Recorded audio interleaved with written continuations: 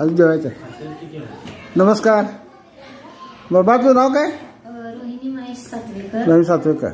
बरं आता तुम्हाला इथे शुगर आहे म्हणून आपल्याकडे तो फॉर्म्युला घेतला होता बरोबर आहे. किती महिने झाले?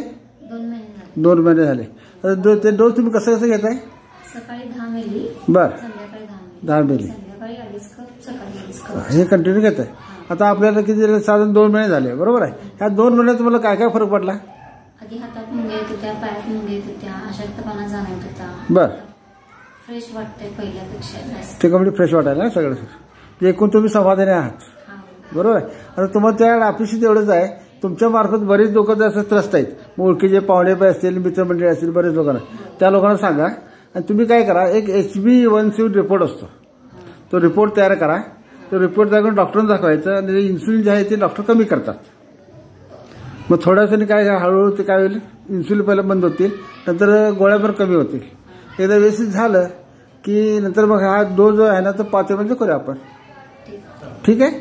ओके धन्यवाद.